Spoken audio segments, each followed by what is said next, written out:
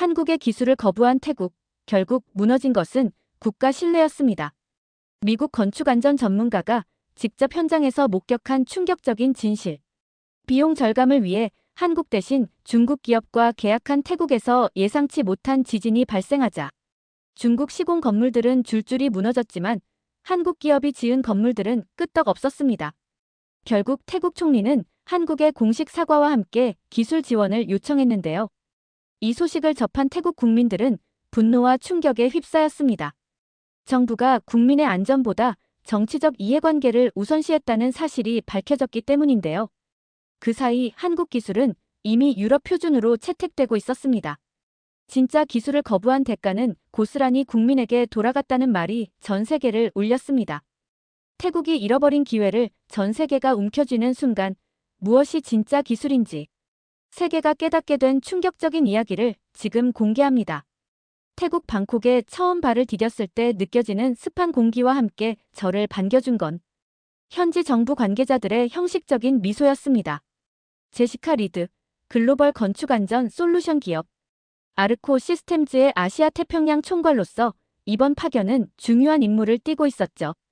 뉴시티 건축안전자문단이라는 화려한 타이틀이 붙었지만 사실상 이미 결정된 사항을 검토하는 정도의 형식적인 역할이었습니다.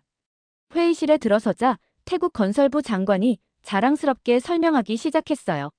저희가 어떻게 중국 파트너십을 통해 비용을 절감하면서도 도시 재건축을 진행할 수 있는지 보여드리겠습니다. 프레젠테이션 화면에는 화려한 그래픽과 함께 한국 기업들보다 무려 40% 저렴한 비용으로 진행된다는 내용이 강조되어 있었습니다. 회의 내내 묘한 긴장감이 흐르는 걸 느꼈어요. 태국 측 관계자들은 한국 기업들에 대해 이야기할 때마다 미묘한 표정 변화를 보였습니다. 한국은 까다롭고 비싸기만 했습니다. 중국은 빠르고 저렴하죠. 그들의 말 속에는 어떤 정당화의 필요성이 느껴졌습니다. 저는 무표정하게 자료를 검토했죠. 감정보다는 데이터로 말하는 게 제 스타일이니까요. MIT 건축공학 출신으로서 눈에 띄는 몇 가지 불일치점이 있었지만 이 자리에서 지적하는 건 적절하지 않다고 판단했습니다. 결국 제가 온 목적은 태국의 결정을 뒤집는 게 아니라 자문하는 것이었으니까요. 호텔로 돌아오는 차 안에서 창밖을 바라보며 생각에 잠겼어요. 방콕의 화려한 고층 빌딩과 재개발 지역이 공존하는 풍경이 눈에 들어왔습니다. 제 직업은 건물의 안전성을 평가하는 것이지만 때로는 그 이면의 정치적 결정이 안전보다 우선시되는 현실이 답답하게 느껴질 때가 있어요. 다음 날 현장 방문에서는 좀 더 직접적으로 느낄 수 있었습니다. 건설 현장 곳곳에 중국 기업들의 로고가 붙어 있었고 작업자들은 빠른 속도로 움직이고 있었어요. 현지 관리자는 계속해서 속도와 효율성을 강조했습니다. 하지만 제 눈에는 자재 적재 방식부터 기초 공사 상태까지 여러 위험 신호가 보였어요. 문득 몇 년 전 한국 기업이 지은 빌딩이 떠올랐습니다. 그때는 모든 과정이 철저하게 문서화되고 점검되었으며 각 단계마다 우리 회사와 같은 제3자 감사가 이루어졌었죠. 그런데 지금 눈앞의 현장에서는 그런 과정이 생략된 채 진행되고 있었습니다.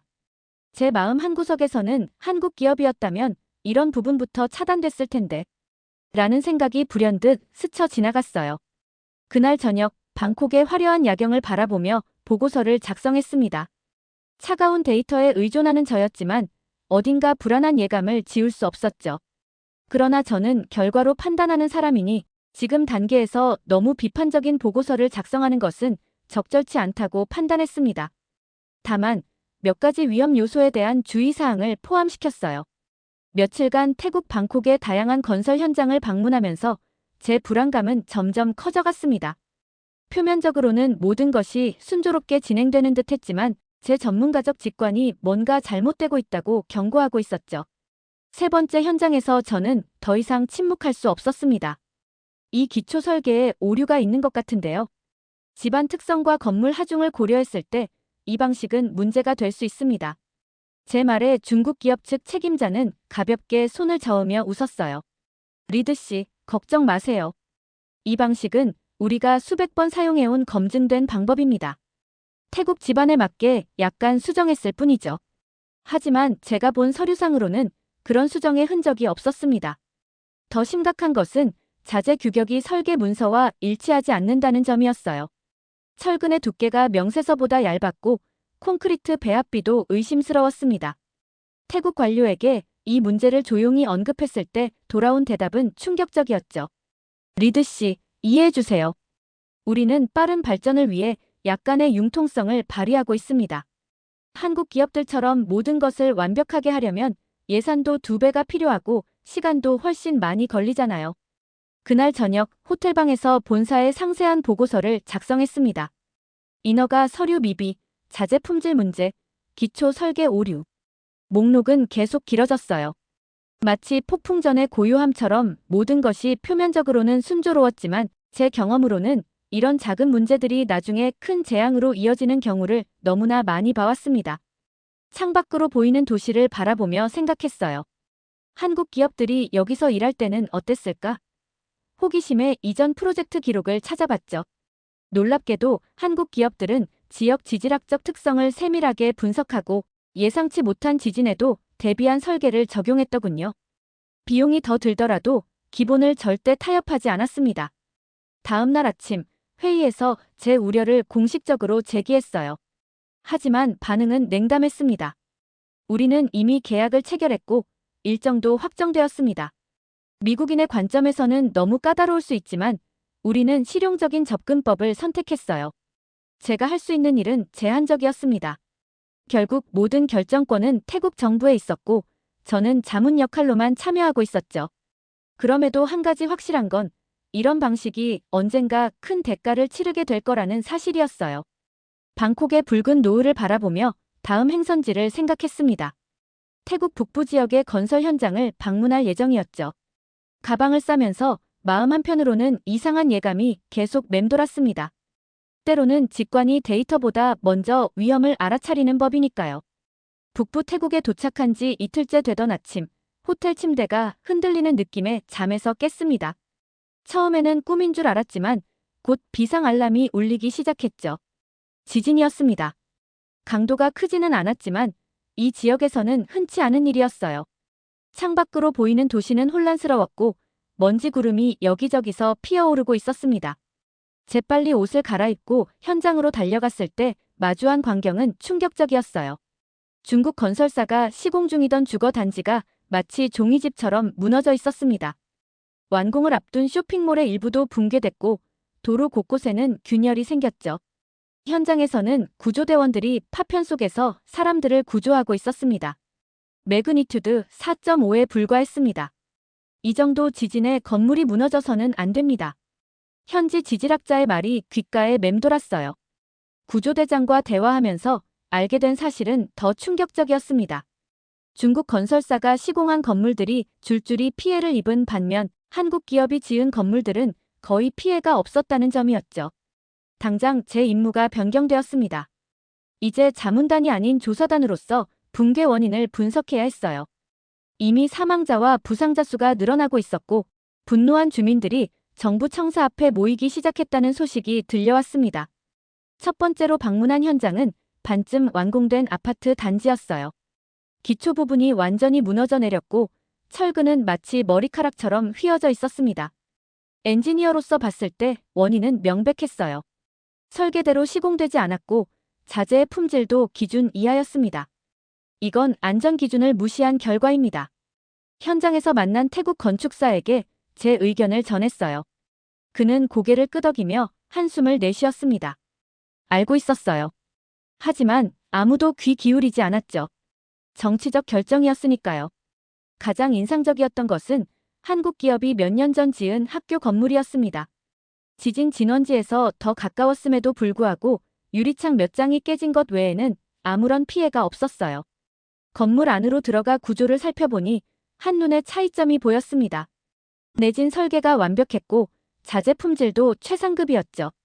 저녁이 되자 사상자는 수십 명으로 늘어났습니다.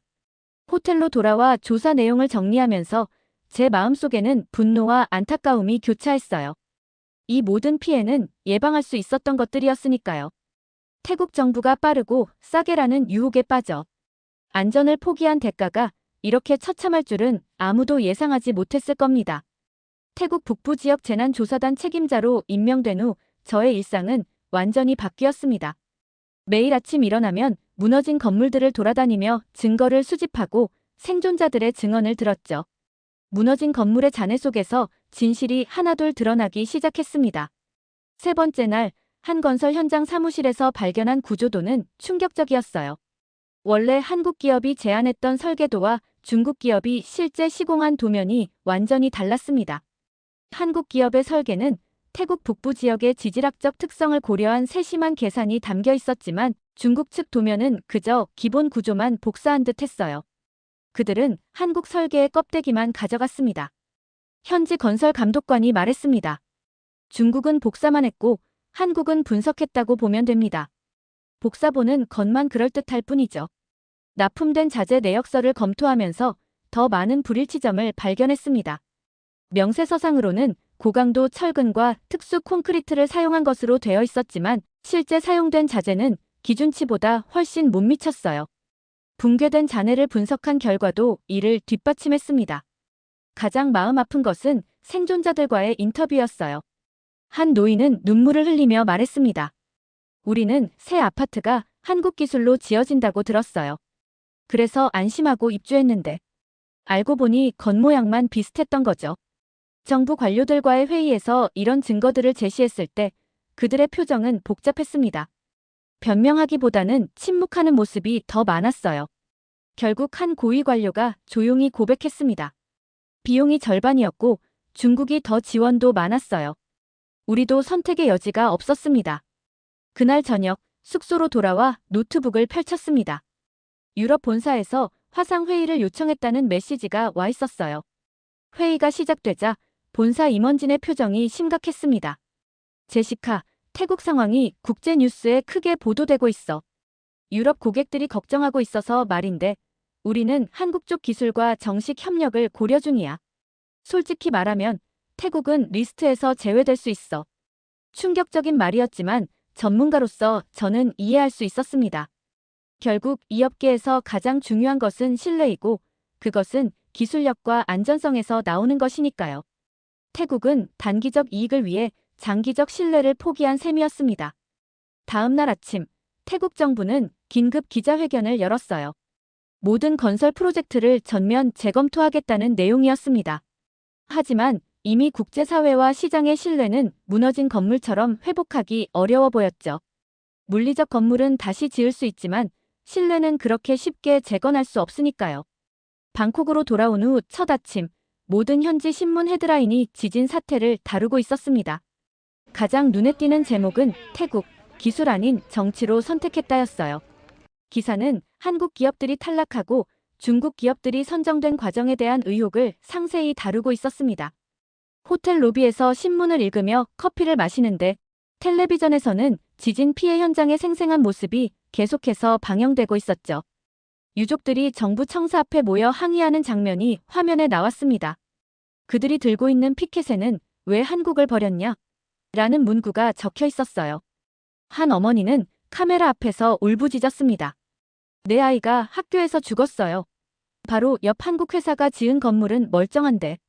그날 오후 태국 건설부 장관과의 미팅은 완전히 다른 분위기였습니다. 처음 왔을 때의 자신감 넘치는 태도는 온데간데 없고 침통한 표정으로 저를 맞이했어요. 리드 씨, 솔직히 말해주세요. 얼마나 심각한가요? 회복하기 어려운 수준입니다. 저는 직설적으로 대답했습니다. 문제는 단순한 건축물의 붕괴가 아니라 신뢰의 붕괴예요. 국제 투자자들이 이미 움직이고 있습니다.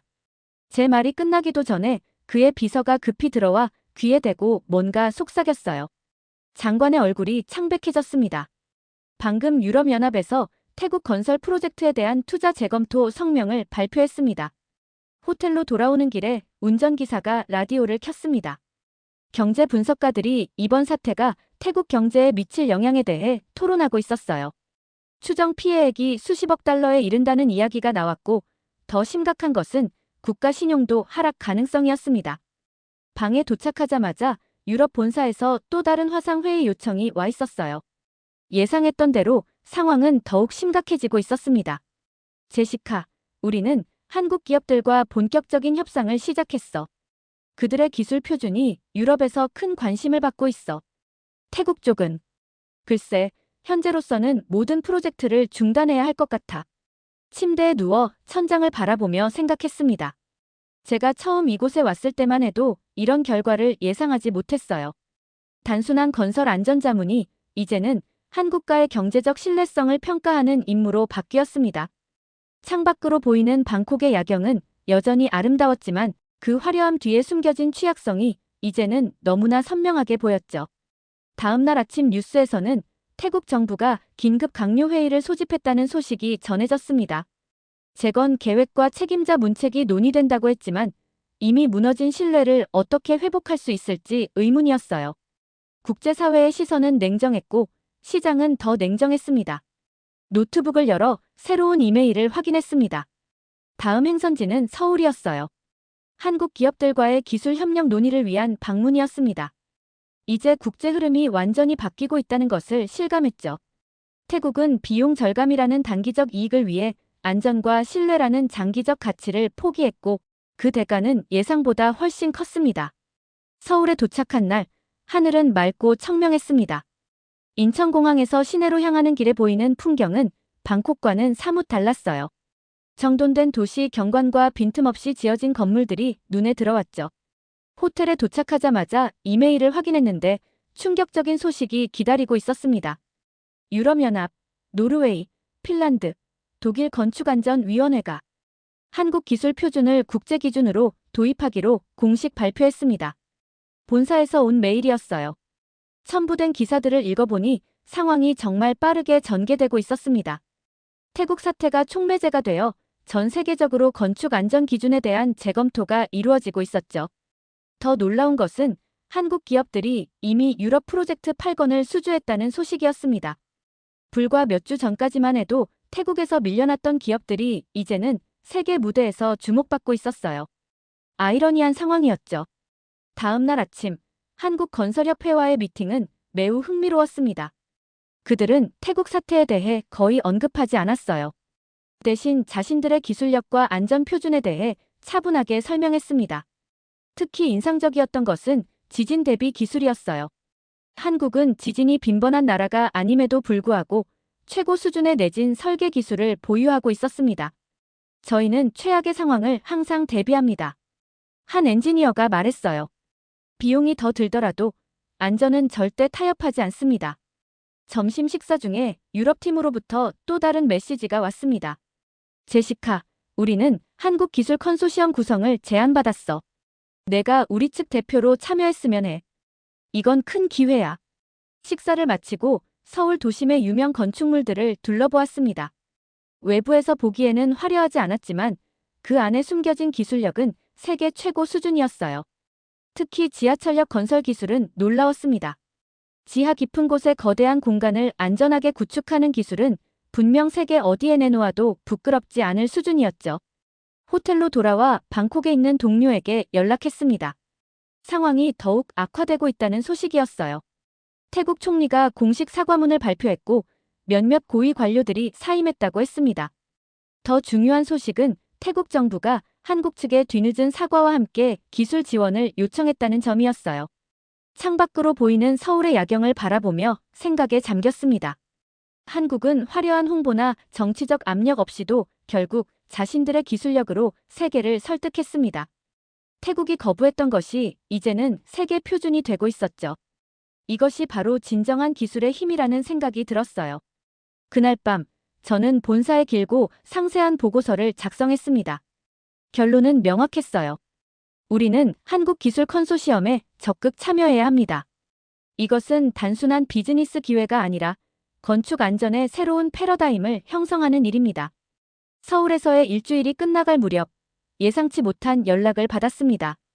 태국 정부가 저를 긴급히 방콕으로 다시 초청한다는 내용이었어요. 이유는 명확했습니다. 한국 기업들과의 새로운 협상에서 중립적인 자문 역할을 해달라는 것이었죠.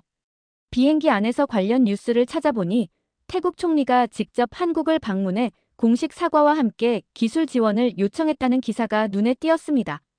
방콕에 도착하자 공항 분위기부터 달랐어요. 이전의 활기찬 모습은 사라지고 무거운 침묵이 감돌았습니다. 정부 차량이 저를 태우고 바로 회의장으로 안내했죠. 회의실에 들어서자 놀라운 광경이 펼쳐졌어요. 태국 고위 관료들과 한국 기업 대표들이 마주 앉아 있었고 그 사이에 빈자리가 저를 위해 준비되어 있었습니다. 리드 씨, 와주셔서 감사합니다. 태국 건설부 장관이 예전과는 완전히 다른 겸손한 태도로 말했어요. 저희는 실수를 인정하고 한국 기업들과 새롭게 시작하고자 합니다. 회의가 진행되면서 상황의 복잡성이 드러났습니다. 한국 기업들 중 일부는 태국의 제안을 단호히 거절했어요. 특히 이전에 부당하게 계약이 취소됐던 기업들은 더 이상 태국과 협력할 의사가 없다고 밝혔습니다. 반면 일부 기업들은 재협상 조건 하에 프로젝트 참여를 검토하겠다는 입장이었죠. 우리는 단순히 계약을 원하는 게 아닙니다. 한 한국 기업 임원이 단호하게 말했습니다. 태국 정부가 기술 표준과 안전에 대한 근본적인 인식 변화를 보여주길 바랍니다. 회의장 한쪽에서는 태국 언론들이 모든 과정을 촬영하고 있었어요. 이번 사태는 태국 국내 정치에도 큰 영향을 미치고 있었습니다. 여론은 정부의 판단 실수를 강하게 비판하고 있었고 책임자 처벌을 요구하는 목소리가 높았죠. 회의 중반, 제게 발언 기회가 주어졌습니다. 저는 잠시 생각한 후 차분하게 말했어요. 진짜 기술을 거부한 대가는 고스란히 국민에게 돌아갔습니다. 건물은 다시 지을 수 있지만 잃어버린 생명은 돌아오지 않습니다. 이제 중요한 것은 과거의 실수를 인정하고 미래를 위한 올바른 결정을 내리는 것입니다. 제 말은 즉시 통역되었고 회의장을 떠도는 메인 인용문이 되었습니다. 카메라 플래시가 쉴 새 없이 터졌고 기자들은 제 발언을 받아 적느라 바빴어요. 한국 대표단은 조용히 고개를 끄덕였습니다. 그날 저녁 호텔로 돌아와 창밖을 바라보며 생각했습니다. 방콕은 여전히 아름다웠지만 이제 그 화려한 외관 너머를 볼 수 있었어요. 건물 하나하나가 저에게 이야기하는 것 같았습니다. 안전하게 지어진 것과 그렇지 않은 것의 차이를, 진정한 기술력의 가치를 말이죠.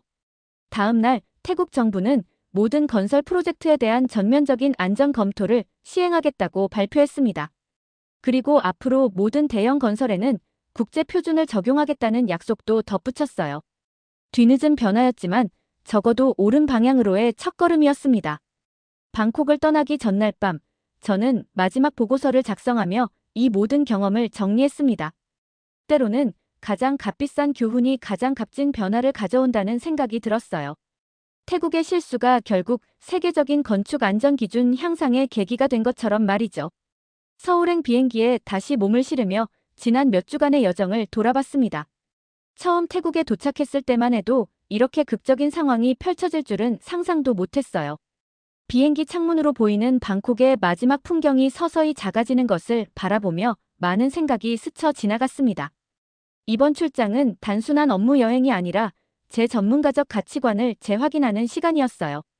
저는 항상 데이터와 결과만으로 판단하는 냉정한 전문가였지만 이번 사태는 기술 이면의 인간적 측면을 생생하게 보여주었죠.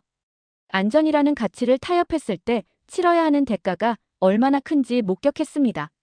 기내 서비스가 시작되고 노트북을 펼쳐 최종 보고서를 마무리했어요. 태국 정부의 변화는 긍정적이었지만 신뢰 회복까지는 오랜 시간이 걸릴 것입니다. 반면 한국 기업들은 이번 기회를 통해 세계 무대에서 자신들의 위치를 확고히 했죠. 기술력은 결국 증명되는 법이니까요. 보고서 마지막 부분에 개인적인 소감을 적었습니다. 한국은 말하지 않았다. 대신 보여줬다. 결국 가장 강한 기술은 가장 조용히 증명되었다. 이 문장이 제 경험을 가장 잘 요약한다고 생각했어요. 인천공항에 도착하자 회사 직원이 마중 나와 있었습니다. 곧바로 서울 중심부로 향했어요. 도심으로 들어서면서 높은 빌딩들이 시야에 들어왔습니다. 방콕의 화려함과는 다른 견고하고 안정감 있는 도시 풍경이었죠. 회의장에 도착하자 유럽, 미국, 그리고 아시아 각국의 대표들이 모여 있었어요. 한국 기술 컨소시엄 결성을 위한 첫 공식 미팅이었습니다. 저는 단상에 올라 태국의 경험과 교훈을 공유했어요. 청중들은 진지하게 경청했고 특히 한국 대표단은 조용한 자부심을 느끼는 듯 했습니다. 발표를 마치고 자리로 돌아가는 길에 한국 측 기술 책임자가 태블릿을 건네주었어요. 이것을 한번 살펴보세요. 화면을 터치하자 놀라운 광경이 펼쳐졌습니다.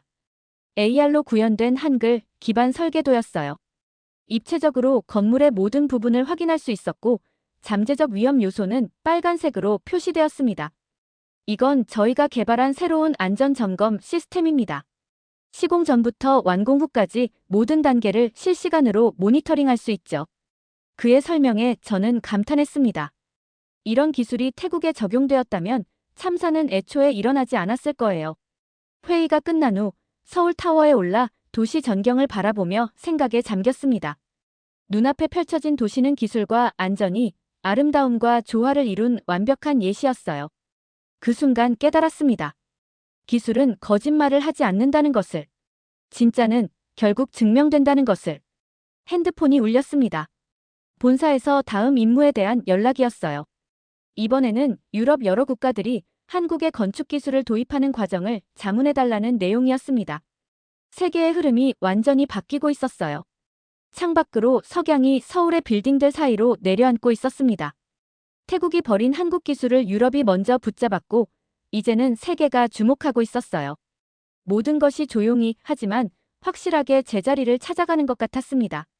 저는 이 모든 과정의 증인이었고 앞으로도 그럴 것입니다. 기술의 진정한 가치가 인정받는 세상을 위해 제 역할을 다할 테니까요.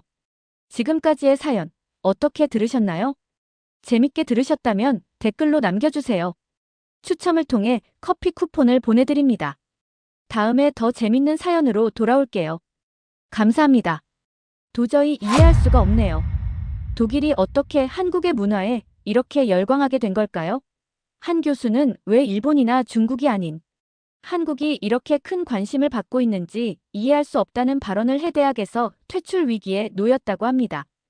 미넨 대학교에서는 한국어 강좌를 듣기 위해 새벽부터 줄을 서는 학생들이 나타나고 심지어 한국어 수업을 신청하지 못하면 학업을 중단하겠다는 시위까지 벌어지고 있다고 하는데요. 도대체 독일의 명문 대학에서 무슨 일이 일어나고 있는 걸까요? 바로 들어보시죠. 그 전에 구독과 좋아요 한 번씩만 부탁드릴게요. 제 이름은 소피아 로렌츠입니다. 20살이고 미넨 대학교 동아시아학과 2학년생이죠. 독일 프랑크푸르트에서 태어나 자랐습니다. 아버지 하일리히는 프랑크푸르트 대학교에서 철학을 가르치시는 교수님이시고 특히 칸트 철학을 전공하셨죠. 어머니 클라우디아는 유럽중앙은행에서 경제연구원으로 일하고 계십니다. 오빠 미카엘은 지금 하버드에서 경영학 석사과정을 밟고 있고요. 우리 집안은 항상 논리와 규율을 중요시했어요. 어릴 때부터 체계적인 사고방식과 효율적인 학습법을 배웠죠. 저녁 식탁에서는 늘 사회 현안이나 철학적 문제에 대해 토론했고 감정보다는 이성을 중시하는 분위기였습니다. 아버지는 항상 소피아, 세상을 이해하려면 먼저 논리를 파악해야 한다라고 말씀하셨어요. 집 곳곳에는 칸트, 헤겔, 니체 같은 철학자들의 책으로 가득한 책장이 있었습니다. 그 사이에 제가 몰래 숨겨둔 동아시아 문화 관련 책들이 몇 권 있었죠. 어릴 때부터 왠지 모르게 동양 문화에 끌렸어요. 특히 한자의 아름다움과 동양의 사상에 매료되었죠.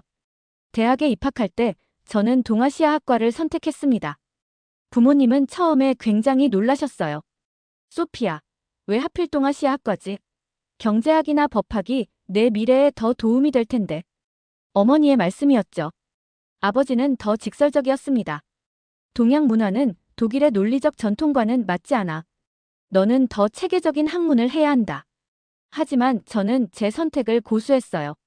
일본어를 전공으로 정했는데 이것은 적어도 부모님께서 어느 정도 받아들이실 수 있는 선택이었죠.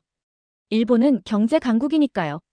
대학 생활은 제가 예상했던 대로 흘러갔습니다. 일본어 수업, 동아시아 역사, 문화 강의. 모두 흥미로웠지만 뭔가 부족하다는 느낌이 있었어요. 미넨 대학교의 고풍스러운 건물들 사이를 걸으며 저는 종종 제가 정말 원하는 것이 무엇인지 고민했습니다. 일본어는 배우기 어려웠고 수천 개의 한자를 외우는 일은 지루했어요. 하지만 그게 동아시아 학과에서의 당연한 과정이라 생각했죠. 그렇게 1학년을 마치고 2학년이 시작되었습니다. 모든 것이 변하기 전까지는 그저 보통의 일상이었어요. 매일 아침 일찍 일어나 수업에 참석하고 도서관에서 공부하고 과제를 하는 평범한 나날들이었죠. 하지만 내 인생의 방향을 완전히 바꿔놓을 만남이 기다리고 있었습니다. 어느 화창한 봄날, 대학 도서관 구석에서 저는 운명적인 만남을 했습니다. 그건 바로 세종대왕과 한글 창제의 과학적 원리라는 제목의 독일어 논문이었어요.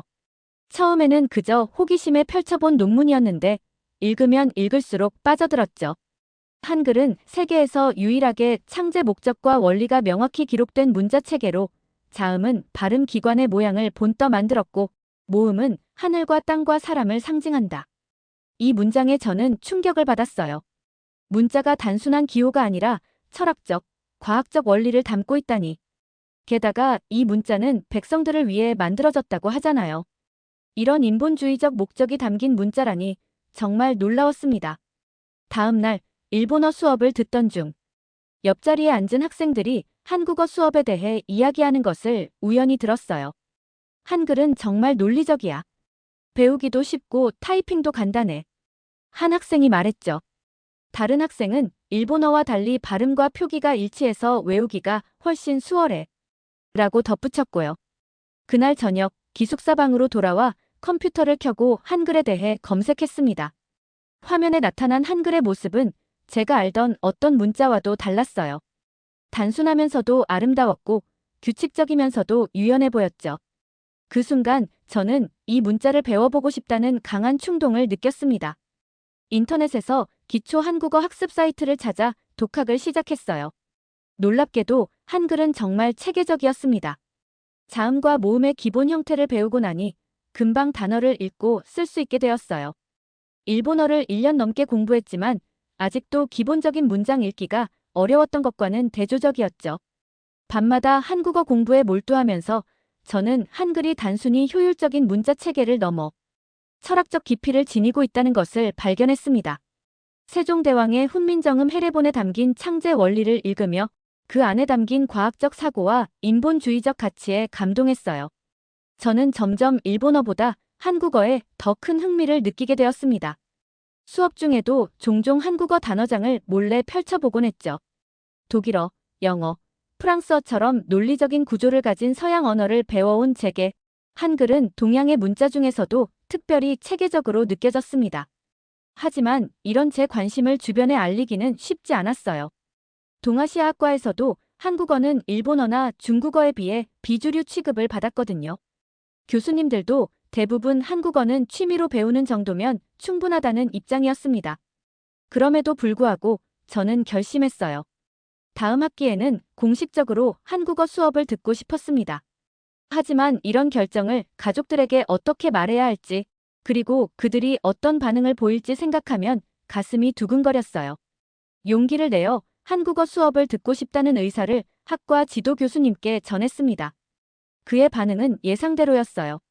소피야, 독일에서 한국어는 크게 도움이 되지 않아. 일본어가 취업에도 더 유리하고 학문적으로도 더 많은 자료가 있지. 굳이 왜 한국어를 선택하려는 거니? 교수님의 말씀은 분명 현실적이었습니다. 독일에서는 일본어나 중국어에 비해 한국어 수요가 적은 것이 사실이죠. 하지만 저는 제 마음속 끌림을 무시할 수 없었어요.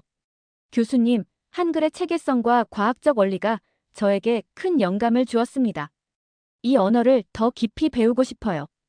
교수님은 한숨을 쉬셨습니다. 내 선택이니 존중해. 하지만 쉽지 않을 거야. 그리고 행정적인 절차를 밟을 수 있도록 도와주셨죠.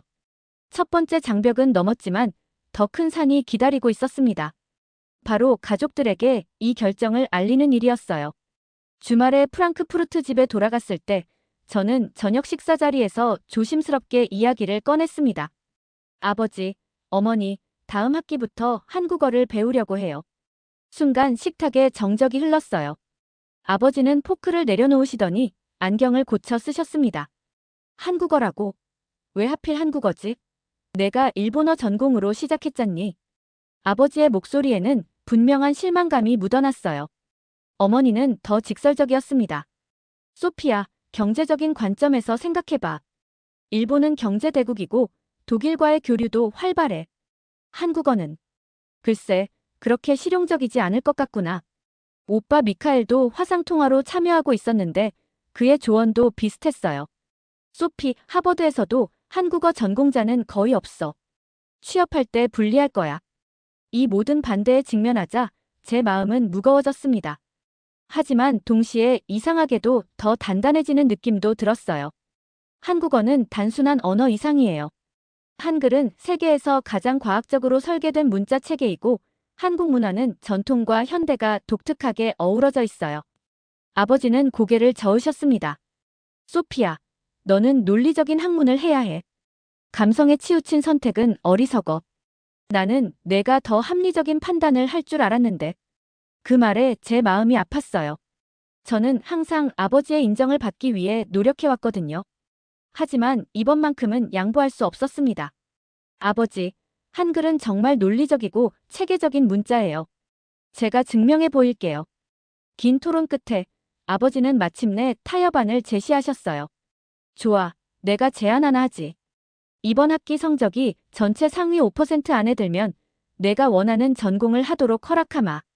하지만 그렇지 못하다면 경제학이나 법학으로 전과하는 걸 진지하게 고려해보렴. 이건 도전이었습니다. 하지만 저는 자신이 있었어요. 알겠어요, 아버지. 그 약속 꼭 지킬게요. 그날 밤 뮌헨으로 돌아가는 기차 안에서 창밖을 바라보며 생각했습니다. 이제 내 선택을 증명해야 해. 한국어가 단순한 취미가 아니라 진지한 학문이라는 것을 보여줘야 해. 어려운 도전이 기다리고 있었지만 처음으로 제 진정한 열정을 위해 싸울 준비가 되어 있었어요. 기차에서 뮌헨으로 돌아온 후 저는 한국어 공부에 더욱 몰두했습니다. 하지만 현실은 생각보다 훨씬 어려웠어요. 한국어 수업은 일주일에 2번뿐이었고 대부분의 학생들은 저처럼 진지하게 공부하는 것이 아니라 K-팝이나 한국 드라마 때문에 가볍게 배우려는 사람들이었습니다. 게다가 학과 내에서도 한국어는 비주류 취급을 받았어요. 도서관에는 일본어나 중국어 자료는 넘쳐났지만 한국어 관련 자료는 턱없이 부족했죠. 수업 시간에도 교수님들은 종종 한국어는 취미로 배우는 정도면 충분하다는 식의 발언을 했고요. 혼자서 공부하는 시간이 많아졌습니다. 밤늦게까지 한글 문법을 익히고 단어를 외우고 발음을 연습했어요. 하지만 가끔은 정말 외롭다는 생각이 들었죠. 주변에 제 선택을 이해해주는 사람이 거의 없었으니까요. 한 달쯤 지났을 때 어머니에게서 전화가 왔어요. 소피야, 내 선택에 대해 다시 생각해봤니? 지난번에 독일 중앙은행 이사님을 만났는데 일본어 능력자를 찾고 있다고 하시더구나. 너에게 좋은 기회가 될 수 있을 텐데. 어머니의 말씀은 분명 저를 위한 것이었지만 제 마음을 더 무겁게 만들었습니다. 모두가 제가 실용적인 선택을 하길 바랐지만 저는 이미 한국어에 깊이 빠져들고 있었거든요. 룸메이트 안나도 제 선택을 이해하지 못했어요. 소피야, 왜 그렇게 어려운 길을 선택하는 거야? 한국어로 뭘 할 수 있는데? 그녀의 말에는 분명 걱정이 담겨 있었지만 저를 더욱 고립시켰습니다.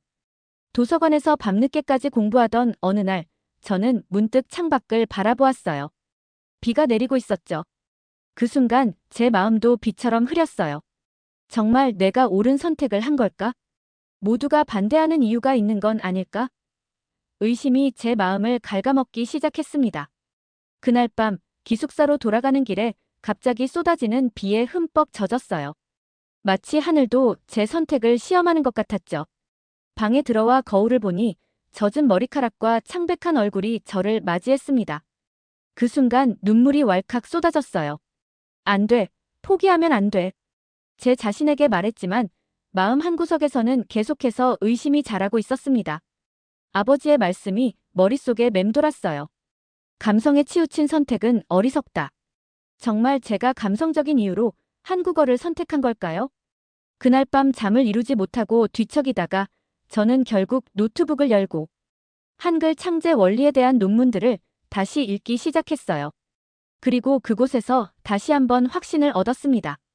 한글은 단순한 문자가 아니라 과학과 철학이 결합된 체계였어요. 이건 감성적인 선택이 아니라 오히려 매우 논리적인 선택이었습니다. 다음 날 아침, 저는 새로운 결심을 했어요. 더 이상 주변의 시선에 흔들리지 않기로 했습니다. 제 선택을 증명하기 위해 아버지의 제안대로 상위 5% 안에 들기 위해 모든 노력을 기울이기로 했어요. 한국어가 얼마나 체계적이고 논리적인 언어인지, 그리고 제가 얼마나 진지하게 이 언어를 공부하고 있는지 모두에게 보여주고 싶었습니다. 새로운 결심과 함께 저는 철저한 계획을 세웠습니다. 매일 새벽 5시에 일어나 1시간 동안 한국어 발음 연습을 했어요. 발음이 가장 어려운 부분이었거든요. 특히 리을과 비읍, 피읍의 차이는 제 독일어 발음 습관으로는 구분하기 힘들었죠. 아침 수업 전에는 도서관에서 문법을 공부했고, 점심시간에는 한국 교환학생들과 만나 회화 연습을 했습니다. 그들은 제가 왜 그렇게 한국어에 열정을 쏟는지 신기해했지만 열심히 도와주었어요. 소피아의 한국어 발음이 점점 좋아지고 있어요. 라는 말을 들을 때마다 힘이 났습니다. 미넨 시내에 있는 한국문화원의 강의도 빠짐없이 들었어요. 거기서는 단순한 언어 수업을 넘어 한국의 역사와 문화, 예술까지 배울 수 있었습니다. 특히 한글날 특별 강연은 제게 큰 영감을 주었어요. 강사님은 세종대왕의 한글 창제 이념과 과정을 상세히 설명해 주셨죠. 한글은 단순한 의사소통 도구를 넘어 문맹 퇴치와 지식 보급이라는 인본주의적 가치를 담고 있습니다. 강사님의 말씀이 제 가슴에 깊이 와닿았어요. 이것이 바로 제가 한국어에 매료된 이유였습니다. 실용성을 넘어선 철학적 가치가 있었던 거죠. 한영 번역 프로젝트에도 자원했습니다. 독일 문화원에서 진행하는 프로젝트였는데 한국어 자료를 독일어로 번역하는 일이었어요. 제 실력으로는 아직 부족했지만 원어민 선생님의 도움을 받으며 조금씩 발전해 나갔습니다. 번역 작업을 하면서 깨달은 것이 있었어요. 한국어와 독일어는 문법 구조가 생각보다 비슷했습니다. 둘 다 주어 목적어 동사 순서를 따르고 조사와 격변화 시스템이 있었죠.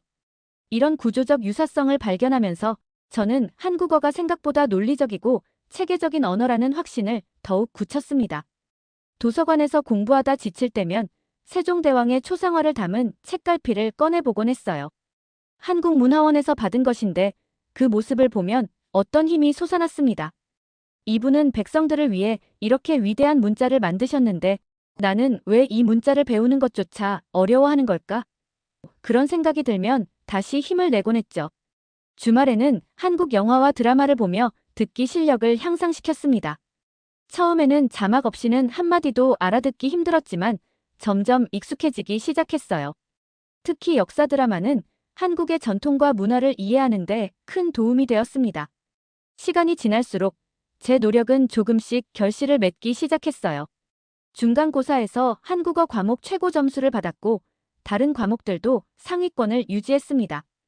교수님들도 제 열정과 노력을 인정해 주시기 시작했어요. 소피아, 내가 이렇게 진지하게 한국어를 공부할 줄은 몰랐구나. 정말 감동이야. 하지만 저는 알고 있었습니다. 이건 시작에 불과하다는 것을요. 진짜 시험은 아직 오지 않았어요. 학기 말 시험에서 상위 5%에 들어야 한다는 아버지와의 약속을 지키기 위해서는 더 많은 노력이 필요했습니다. 그리고 그 시간은 점점 다가오고 있었어요. 학기 말 시험이 2주 앞으로 다가왔습니다.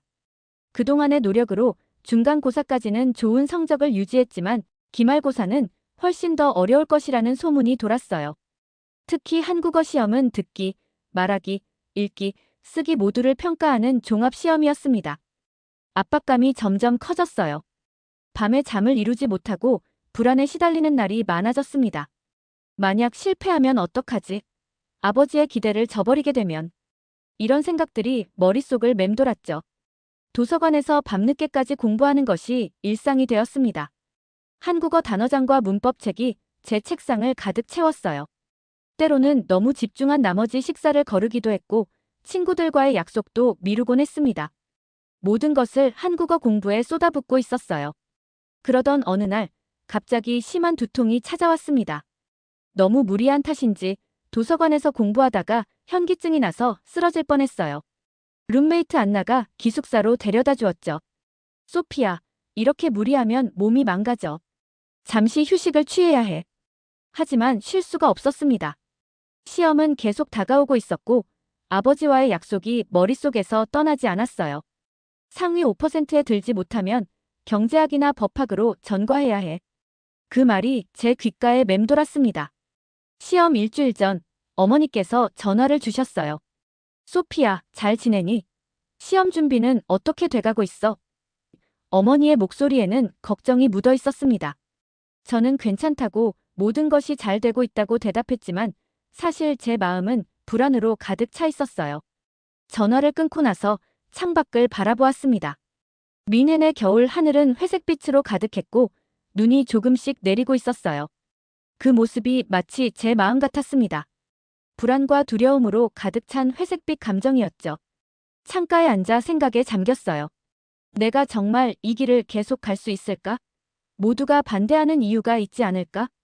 그날 밤 한국어 문법을 공부하다가 갑자기 펜을 놓았습니다. 갑작스러운 자괴감이 밀려왔어요. 아버지 말씀이 맞아. 이건 단순한 감성적 선택이야. 한국어를 배워서 도대체 뭘 할 수 있겠어? 일본어가 더 실용적이고 경제학이 더 안정적인 미래를 보장하는데. 침대에 누워 천장을 바라보며 생각했습니다. 한국어를 선택한 진짜 이유는 뭐지? 처음에는 단순한 호기심이었을지 모르지만 지금은 그 이상이었어요. 한글의 아름다운 체계, 그 안에 담긴 철학, 그리고 언어를 통해 접하게 된 한국 문화의 깊이. 이 모든 것이 제게 큰 의미가 있었습니다. 다음 날 아침, 눈을 떴을 때 머리가 지끈거렸습니다. 밤새 제대로 잠을 이루지 못했거든요. 거울을 보니 창백한 얼굴에 다크서클이 짙게 내려앉아 있었어요. 이대로는 안 되겠다는 생각이 들었습니다. 도서관으로 향하는 길에 우연히 한국학 교수님을 만났어요. 그분은 제 얼굴을 보더니 걱정스러운 표정을 지으셨습니다. 소피야, 안색이 좋지 않네. 무슨 일 있니? 저는 그동안 참아왔던 모든 불안과 고민을 털어놓았어요.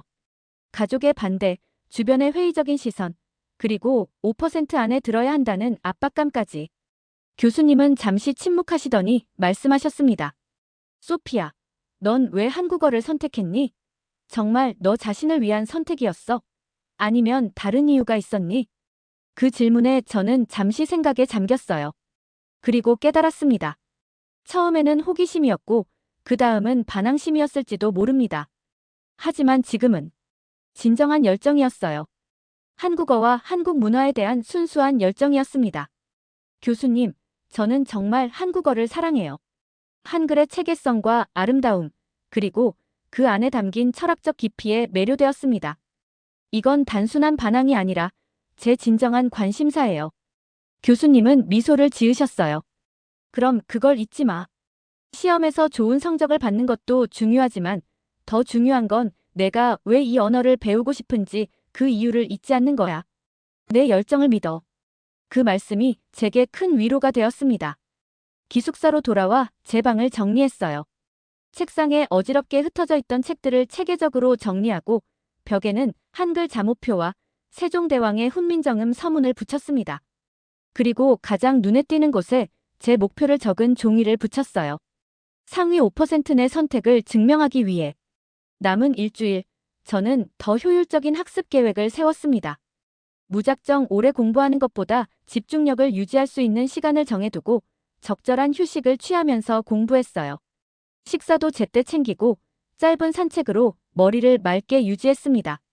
그리고 시험 전날 밤 마지막으로 정리한 노트를 보면서 생각했어요.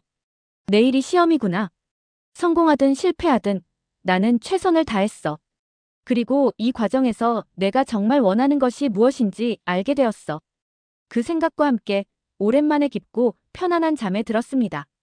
시험 당일 눈을 떴을 때 창밖으로 밝은 햇살이 비치고 있었어요. 어쩐지 좋은 징조처럼 느껴졌습니다.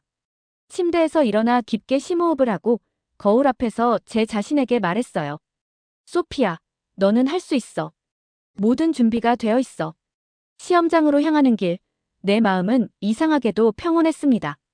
그동안의 불안과 초조함이 사라지고 대신 차분한 자신감이 자리 잡았어요. 무슨 일이 있어도 적어도 나는 내가 사랑하는 것을 위해 최선을 다했다는 사실이 위안이 되었습니다. 첫 번째 시험은 한국어 읽기와 쓰기였어요. 시험지를 받아들고 문제를 읽기 시작했습니다. 놀랍게도 문제들이 그동안 제가 열심히 준비했던 내용들이었어요. 한글의 잠옷 체계부터 복잡한 문법 구조까지 하나하나 차근차근 풀어나갔습니다. 두 번째 시험은 듣기와 말하기였어요. 교수님이 한국어로 질문을 하면 저는 최대한 자연스럽게 대답하려고 노력했습니다. 가끔 실수도 했지만 교수님은 격려의 미소를 보내주셨어요. 마지막 질문은 왜 한국어를 배우고 싶은가? 였습니다. 저는 진심을 담아 대답했어요. 한글은 단순한 문자가 아니라 과학과 철학이 결합된 체계입니다. 그 안에 담긴 인본주의적 가치가 저에게 큰 영감을 주었고, 이 언어를 통해 한국 문화의 깊이를 더 이해하고 싶습니다. 교수님의 얼굴에 미소가 번졌습니다. 정말 훌륭한 대답이에요, 소피아. 당신의 열정이 느껴집니다. 다른 과목들의 시험도 순조롭게 마쳤어요. 모든 시험이 끝난 후 도서관 앞 잔디밭에 앉아 깊은 숨을 내쉬었습니다. 마치 큰 짐을 내려놓은 것 같은 해방감이 찾아왔어요. 결과가 어떻게 나오든 저는 제 자신에게 부끄럽지 않게 최선을 다했습니다. 성적 발표까지는 2주일의 시간이 있었어요. 그 기간 동안 저는 조금 쉬면서 그동안 미뤄두었던 한국 영화들을 보며 시간을 보냈습니다. 특히 서편제라는 영화는 제게 깊은 인상을 남겼어요. 전통 음악 판소리를 통해 표현된 한국인의 정서가 마음에 와닿았습니다. 그리고 마침내 성적 발표일이 왔어요. 떨리는 마음으로 학과 게시판 앞에 섰습니다. 눈을 감고 심호흡을 한 뒤 천천히 눈을 떴어요. 그리고 제 이름을 찾았습니다. 소피아 로렌츠. 전체 1등. 믿을 수 없었어요. 다시 한번 확인했지만 분명 제 이름이 가장 위에 있었습니다. 동아시아학과 전체에서 1등. 상위 5%가 아닌 최상위 1%였어요. 기쁨과 감격으로 눈물이 왈칵 쏟아졌습니다. 그날 저녁 떨리는 손으로 아버지께 전화를 걸었어요. 아버지, 제가 해냈어요. 전체 1등이에요. 잠시 침묵이 흘렀습니다. 그리고 아버지의 목소리가 들렸어요. 정말이니, 소피아? 전체 1등이라고? 그의 목소리에는 놀라움과 함께 어딘가 자랑스러움이 묻어 있었습니다. 네, 아버지. 그리고 더 기쁜 소식이 있어요. 한국학 교수님께서 저를 서울대학교 교환학생 프로그램에 추천해 주셨어요. 제가 선발되었답니다. 또다시 침묵이 이어졌습니다. 그리고 이번에는 아버지의 목소리가 부드럽게 바뀌었어요. 소피아, 정말 자랑스럽구나. 내가 그렇게 열심히 노력할 줄은 몰랐어. 이제 내 논리를 인정하마. 내가 원하는 대로 한국어를 계속 공부하렴. 그 말을 듣는 순간 제 마음은 기쁨으로 가득 찼어요. 드디어 아버지의 인정을 받았다는 사실이 성적 그 자체보다 더 큰 성취감을 주었습니다. 어머니도 전화를 바꿔 받으셨어요. 소피아, 축하한다. 내가 그렇게 열정을 쏟을 수 있는 일을 찾았다니 기쁘구나. 서울에서의 생활, 엄마가 도울 수 있는 건 모두 돕겠다. 기숙사비는 우리가 지원해줄게. 그날 밤 기쁨에 겨워 잠을 이루지 못했습니다.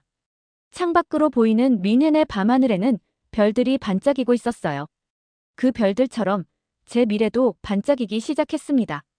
서울행 비행기를 타기 전 저는 한국 생활을 위한 철저한 준비를 했습니다. 한국어 실력은 물론이고 한국의 예절과 문화에 대해서도 깊이 공부했어요. 문화적 차이로 인한 실수를 최소화하고 싶었거든요.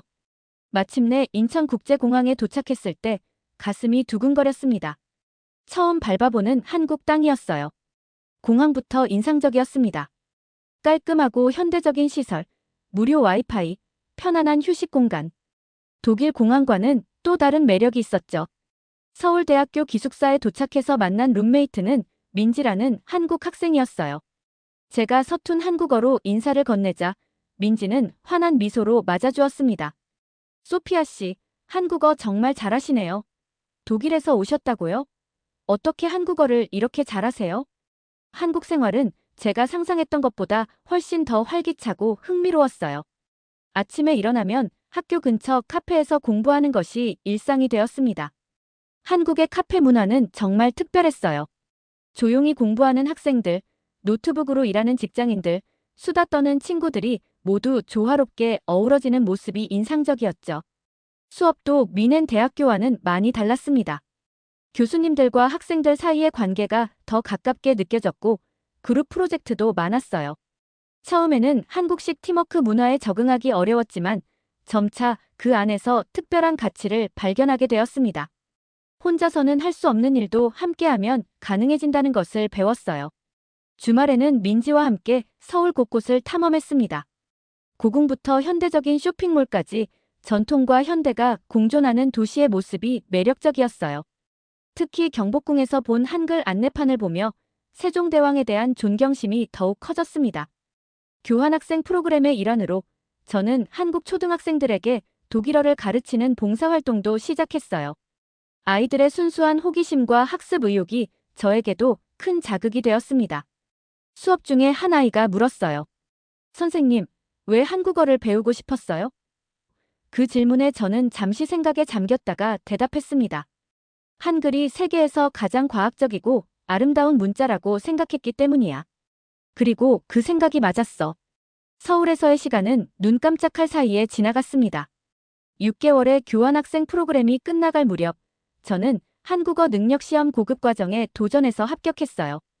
이제 한국어로 대화하는 것뿐만 아니라 논문을 읽고 쓰는 것도 가능해졌습니다. 독일로 돌아오기 전, 저는 한국문화원에서 특별한 프로젝트를 제안받았어요. 유럽인들을 위한 한글 교육 프로그램을 개발하는 일이었습니다. 저의 경험과 두 문화에 대한 이해가 큰 도움이 될 거라고 하셨어요. 뮌헨으로 돌아온 후 제 기숙사 방은 완전히 달라졌습니다. 벽에는 서울의 야경 사진들과 한글 서예 작품이 걸려 있었고 책장에는 한국에서 가져온 문학책들이 가득했어요. 특히 윤동주 시인의 시집은 제 손때가 묻을 정도로 자주 읽었습니다. 돌아오자마자 가장 먼저 한 일은 학과 교수님을 찾아뵌 것이었어요. 교수님, 제가 꿈을 찾았어요. 뮌헨 대학교 최초의 한국학 여성 교수가 되고 싶습니다. 교수님은 환히 웃으시며 대답하셨습니다. 내가 그렇게 말할 줄 알았단다. 내 눈빛이 달라져 있구나. 한국에서 돌아온 후 저는 대학교에서 유럽인을 위한 한글 학습법이라는 세미나를 개최했어요. 놀랍게도 많은 학생들이 관심을 보였습니다. 그들 중에는 저처럼 한국 문화와 언어에 매료된 이들도 있었고 단순한 호기심에 참석한 이들도 있었죠.